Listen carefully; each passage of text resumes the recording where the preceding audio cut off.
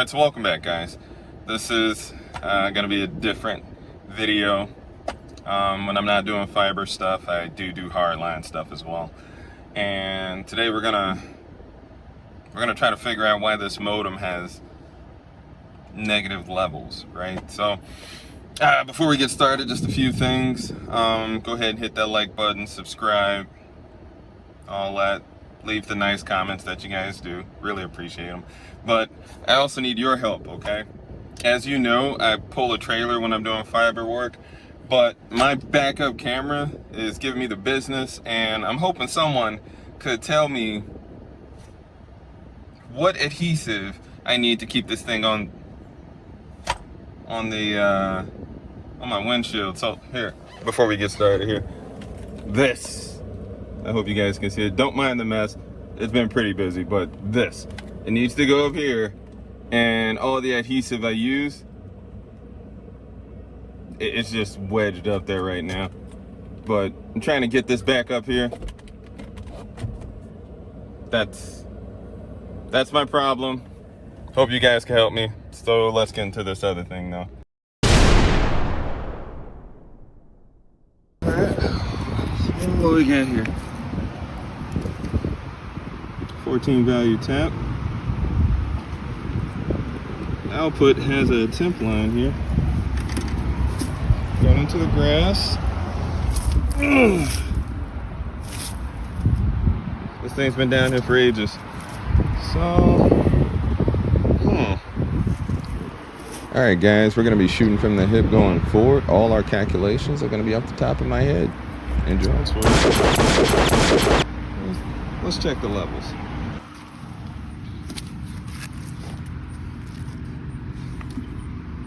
Yeah, same as any troubleshooting.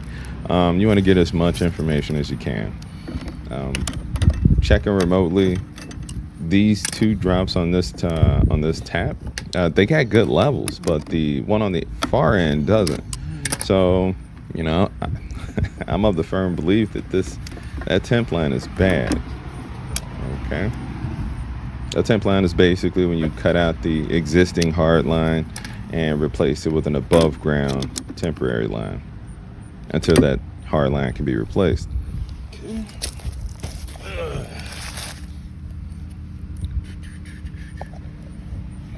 So we're just gonna have a look at the output levels very quick.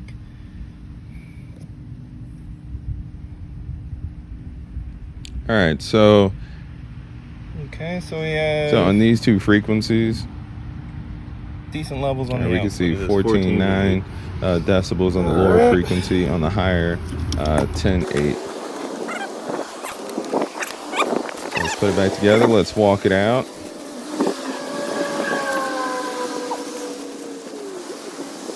I do walk pretty fast. It's the other end of the line that we saw down there. There's an end of line EQ that shouldn't even be here. This is a digital plant, not analog, and that's an 11 value tap. Should be an 8 value. So we're gonna have to address that. Yeah. All right, let's try. Let's do this. Before we get started with anything, let's check the levels.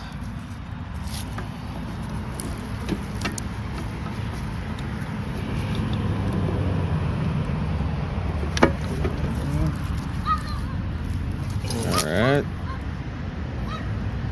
Okay, we can see a huge drop off in frequency here. And it's no bueno. No bueno. No bueno.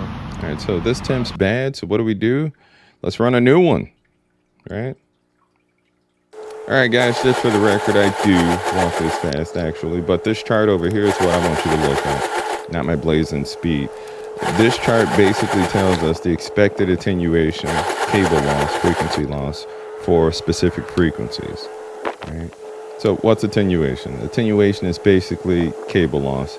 It's how frequency drops off as it travels through the cable, right? And if we look back, I took about 50 steps. That's 180 feet. So our anticipated loss, somewhere around 2 dB on the low end, a little bit more on the high end, And if we did our cable loss, what we should have got was somewhere around 14 dB on the low end, and +4 on the high end. All right, so just for kicks, this is the 715 attenuation chart, right? We can see that the values per feet are actually lower because the cable diameter is basically what's allowing less attenuation. Looks like we got more than enough over there. Let's go ahead and put a new connector on. The larger the cable, the lesser the attenuation. It's just like with power lines. And if we look here, a comparison between 715 and RG11 for the two frequencies I'm showing you, we can see that there's less loss on the 715 cable than the RG11. Right? That's important because the diameter of the cable also affects its current carrying capacity. Right? You can't be throwing like 20 amps on on a super thin cable. And just to go even deeper, this is a size comparison between RG11 on the top and 715 on the bottom. Right? Yeah, this is a size comparison. Right? Stupid iPhone. Yeah, stupid iPhone. Okay.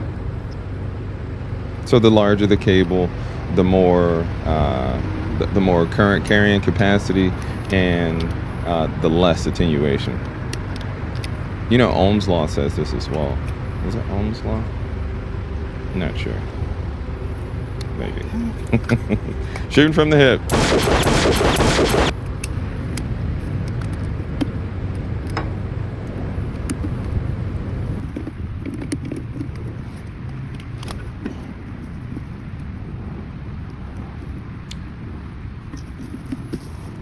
Always.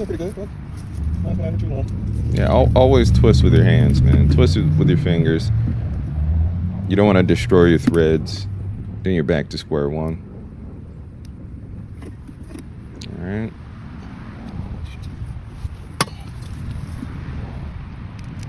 I hate these fittings.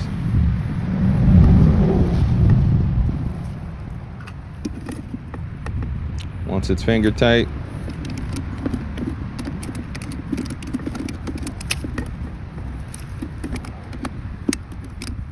yep, 40 pounds, baby.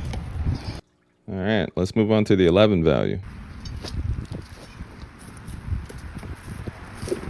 All right, because the tap was so low down up in there, man, I got to rip this pedestal out. Okay, use my manhole hook. Because as you can see, it's rusted, so it's pretty sharp at the bottom. All right, there's going to be some jagged pieces. I should be wearing gloves. Enough for a hero? No. There we go.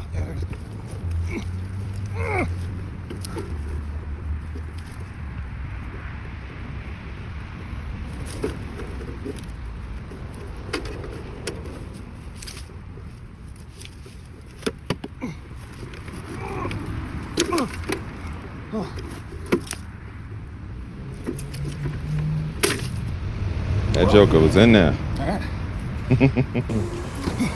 All right, so we're just gonna speedball this whole thing. You replace one tap, you can basically do them all. So each tap has a different attenuation value. It's what it's gonna drop the frequency coming into it, coming out. For instance, on an 8 value tap, whatever frequency is coming in, it's gonna drop it 8 dB going out, and it's gonna raise the TX 8 dB going, in the opposite direction. Here we can see splitters. Splitters help us divide signal in the plant. Same way splitters help you divide signal within your home. It's really the same thing. It's just a bigger house. And moving on, I want you to look at this, right? The reason why I say we're shooting from the hip is because you could be as exact, precise as you want, but always remember that the plant you're working on is not a new plant. In some cases it is, If you're dealing with hard line, chances are there's portions of your plant that are not. But I want to illustrate a point here. Here we have an 8 value temp with 2 715 connectors. Okay, basically going to screw into the bottom, connect to a bus bar going across. Some frequency is diverted to the tap, those ports. Other frequency continues on. But what I want you to look at is the center conductor. Like if you can remember, it's not the same size, not the same diameter as the 715 cable, which we can see here. And if you can remember, the thinner the conductor, the thinner the semiconductor, the more attenuation, right?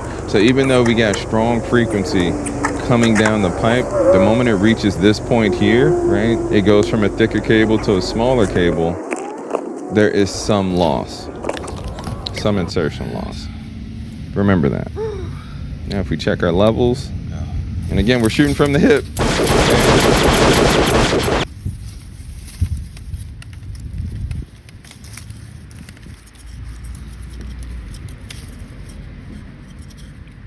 All right.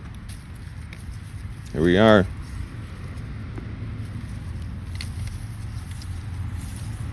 All right, let's look at our quick check.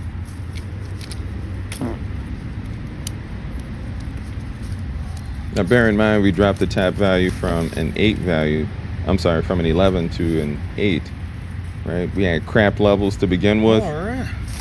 Well, let's look at it. That looks a lot huge better. Swing.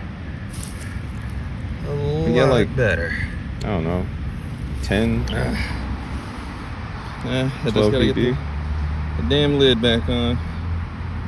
All right, so that's what I did today. What about you? What the fuck have you done lately? Like, share, subscribe. All right.